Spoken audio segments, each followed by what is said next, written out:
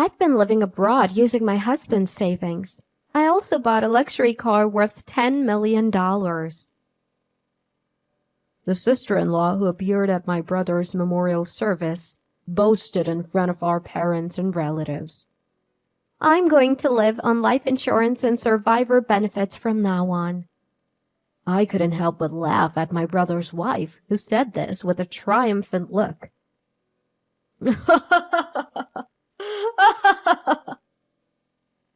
My laughter caused my parents and relatives to burst into laughter too. My brother's wife, who didn't understand what was happening, quickly turned red in the face and screamed. "What's so funny?" I answered her hysterical question with a laugh. "You spent my brother's savings, didn't you?"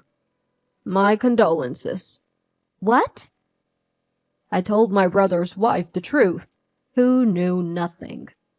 My name is Ethan, 28 years old. I'm just an ordinary office worker at a mid-sized company. I'm living alone and enjoying my life. I have a brother, Caleb, who is 4 years older than me. He's a bit timid, but very kind, and he always treated me well. He was a good man and did well in his studies, so after graduating from a prestigious university, he got a job at a top company. He moved out when he got a job, but sent money to our parents, wanting to be filial, and gave me presents on my birthday. We didn't see each other as often, but I loved my brother, and we would playfully compete to see who would get married first. My kind-hearted brother, who cared for his family, suddenly couldn't provide financial support after turning 30. Our parents didn't ask for financial support in the first place, so they didn't ask why, thinking he must have needed the money. I was a little worried and contacted my brother, but he just said, "It's okay, there's nothing to worry about." A year after financial support stopped, my brother brought his fiancée home. Her name was Olivia, and an employee of my brother's subsidiary. Caleb is considered a young hope, and he's the fastest rising star among his peers. I felt uncomfortable with Olivia, who spoke in a cloying voice. It felt like she was marrying him because he was a rising star in a big company, not because of who he was. As far as I knew, my brother had little experience with women. I was worried, but seeing my brother's happy face, I couldn't say anything. Despite my concerns, my brother got married. I received occasional lovey-dovey messages, so I thought they were happy. However, after half a year of marriage, a disturbing atmosphere began to emerge. My brother asked for a loan. "Ethan, I'm sorry. Could you lend me some money? I have to pay for something at work temporarily, but I don't have any cash on hand. I'll pay you back as soon as I get reimbursed." It was unthinkable for my prudent brother to be without money. "I'm sorry. I'm a bit tight right now, too." "That's okay. Sorry for the sudden request. I'll figure something out." After talking to my brother, I immediately called home. "Hello, Mom. Has my brother contacted you lately?" "Contacted? Did Caleb ask you for money too, Ethan?" "What? He asked you guys too?" "He's been contacting us occasionally for a while now, asking if we could return the financial support money if we had any left, or lend him a little. It's strange for the prudent Caleb. Daddy and I were just talking about it." "That's concerning. I wonder what's gotten into my brother all of a sudden." "We're planning to talk to Caleb soon. Will you come too, Ethan?" "Of course. Let me know when it's scheduled." And so it was decided that we would talk to my brother. On the day of the discussion, my brother was surprised to see me at our parents' house. Why is Ethan here too? Well, never mind. So how much can you lend me? My brother carefully asked our parents. Caleb, you were always prudent with money. What's going on that you're even asking your sister for a loan? My brother's face turned angry at Daddy's words. If you're not lending me the money, then I'm leaving. Wait, we're not done talking. Enough. There's nothing to talk about. Leave me alone. Ignoring Daddy's restraint, my brother left. I had never seen my brother raise his voice before, so Mom and I were stunned for a while. I was concerned about my brother's pale face when I saw him after a long time, but he wouldn't answer my calls. Sometime after that discussion, we received a call that my brother had collapsed at work. When we rushed to the hospital, my brother was asleep, connected to various tubes, looking even paler than when we last saw him. Olivia was there too, perfectly made up and dressed in designer clothes, despite having supposedly rushed over. According to the doctor, he had terminal cancer, and there was nothing they could do. Olivia cried out loud when she heard the news. My brother was admitted to the hospital, and as soon as our parents left the room to prepare for his stay, Olivia spoke to me. I'm busy, so I can't take care of him. You do it. Olivia wasn't crying at all, as if her earlier tears were an illusion. While I was taken aback, Olivia continued, irritated. It's really inconvenient that he has terminal cancer when I still need him to earn money. Don't contact me unless his life is in danger. With those harsh words, Olivia left the room. I was still unable to comprehend what had happened when my brother spoke. Ethan, I'm sorry. My brother, who should have been asleep, called out to me. Big brother, when did you wake up?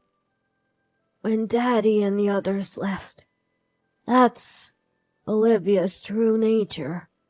She's extravagant and sees me as nothing but a cash cow. That's why you were struggling with money. I was over the moon when such a glamorous beauty approached me. Even after realizing her true nature, I couldn't break away because of my infatuation. And this is the result. I'm truly sorry for involving you. Don't apologize, big brother. I couldn't find the words to say to my brother. After a long silence, my brother slowly spoke. Ethan, I can't die like this. I need your help. My brother's eyes were filled with determination. I took caregiver leave and used remote work arrangements, cooperating with my parents to care for my brother in the hospital. My brother, visibly weakened, but we spent peaceful moments together, going for walks in his wheelchair when he felt well, and watching movies. I think those times allowed me to accept my brother's passing. Less than 2 months after his admission, my brother's condition suddenly worsened, and he was gone. After the first day of hospitalization, Olivia never visited once. Even when my brother's condition suddenly worsened, she didn't answer the phone. When I finally reached her after his death, she responded to the news with a seemingly pleased voice. Oh, really? I understand. After that, we were busy with the wake and the funeral preparations, but Olivia never showed up. However, she appeared at the funeral, crying loudly. and then declared herself the family representative, starting to speak on her own. If only I had noticed his illness sooner. I went to the hospital every day and took care of my husband. I wanted to support him even more. Holding my brother's portrait and speaking through tears, I felt anger rise within me as I watched Olivia, but I told myself it wasn't the time to act. Our parents and relatives, knowing the situation, looked at Olivia with disbelief. After the funeral, Olivia came to my parents and me. I'll file the divorce certificate tomorrow. We'll be strangers, so don't contact me again.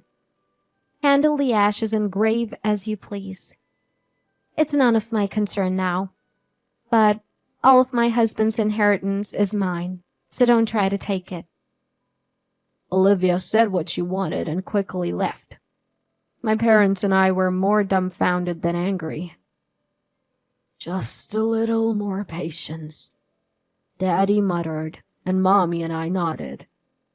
Time flew by, and the day of my brother's memorial service arrived. Although Olivia had told us not to contact her, I sent her a message anyway, as relatives gathered at our family home, sharing memories of my brother. A luxury car pulled up outside. Wondering what was happening, I saw Olivia, dressed in a flashy suit and carrying a high-end brand bag, stride out. As soon as Olivia entered our family home, she began to boast. I've been on a heartbroken trip abroad.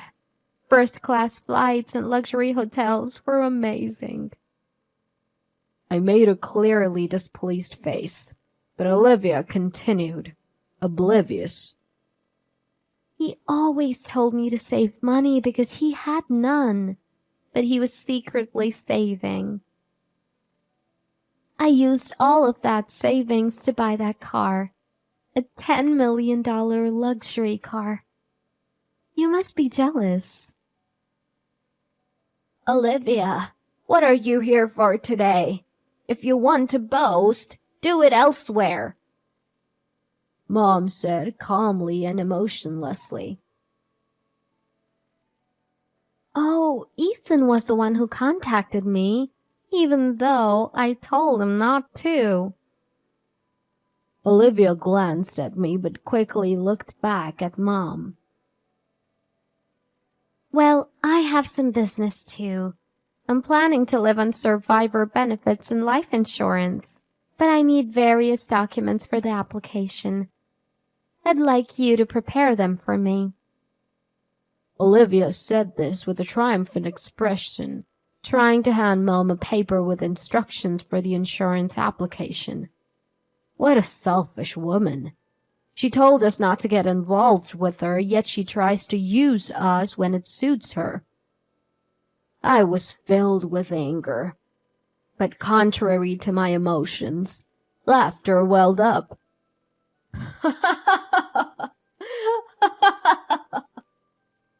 My parents and relatives joined in my laughter, and the room erupted in uproarious laughter. Olivia, not understanding what had happened, looked bewildered but quickly turned red-faced and screamed. What's going on? What's so funny? I answered Olivia's hysterical scream with laughter. You spent my brother's savings, didn't you? My condolences. What? My condolences? My brother had debts. I wonder if there's quite a bit of interest now. Oh, and the beneficiary of the life insurance was changed to me a long time ago. What? Wait, what do you mean? I was dumbfounded, seeing Olivia in a panic. Laughter welled up again, but I somehow suppressed it and continued to speak. I heard a lot about you from my brother. How you told him to earn more, to work more if he had time to come home. How you verbally abused him. How you never did housework and just went out to play. and then you abandoned him as soon as he got sick. My brother resented you. He wouldn't leave money to someone he resented." I continued to speak, staring at Olivia, who was glaring at me with bloodshot eyes. "I borrowed money in my brother's name at his request. Since he was an employee of a major company, he could borrow quite a bit, and we used that money for hospitalization and funeral expenses. Thanks to that, he had a comfortable stay in a private room, and we could afford a high-grade funeral plan. As for the life insurance, my brother changed the beneficiary to me as soon as he knew your true nature." That's a lie. It has to be. There's no way I'd be fooled by such a lie. Olivia's beautiful face twisted ugly as she glared and yelled at me. "If you think it's a lie, why don't you check?" Perhaps sensing from my attitude that it wasn't a lie, Olivia let out a piercing scream. I'll renounce the inheritance. I don't need the debt. That won't be possible, one of the relatives said to Olivia. You've already touched Caleb's inheritance. This will be judged as an intention to inherit, so you can't renounce it. Olivia snapped at the calmly speaking cousin. Who are you? But turned pale when she saw the business card handed to her. A lawyer. Yes, our family had a cousin who was a lawyer.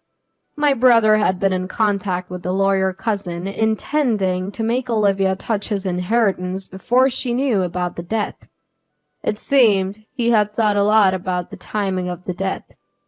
Olivia slumped to the floor and spoke to me as if clinging to me. Hey, you're his brother, so you're my brother too, right? You should help me pay off the debt. We're family after all. What? What are you talking about? If you filed a divorce certificate, you and I are complete strangers. I have nothing to do with a stranger's debt. I felt a sense of disgust in Olivia's voice and snapped back sharply. Oh, and the apartment you're living in now? It's in my daddy's name, so please leave as soon as possible. I said that as a finishing blow and then went into the back of the room. Olivia continued to make a fuss, but the relatives kicked her out. After the memorial service, Olivia started calling me and my family home every day asking for help. She was being charged for the debt and the inheritance tax. Olivia sold her $10 million luxury car and the brand items she had collected to pay off the debt and inheritance tax. But it seems she still hasn't paid it all off. At first, I found it amusing and responded that it gradually became a nuisance. And when I threatened to consult the police if she continued to persist, she stopped immediately. Olivia was also reluctant to leave the apartment, so we issued an eviction notice through our lawyer cousin. When our cousin contacted Olivia, she apparently begged our uncle to help her, but he firmly refused. He also told her that if she continued to trouble our family, he would consider legal action, and she reluctantly left. Later, another relative reported seeing Olivia entering a store rumored to provide excessive services. Her beauty was gone, and she looked haggard, clearly not living a decent life. I put my hands together in front of my brother's memorial tablet. Brother, your life or death revenge succeeded. I felt a sense of relief, having avenged my beloved brother's regret.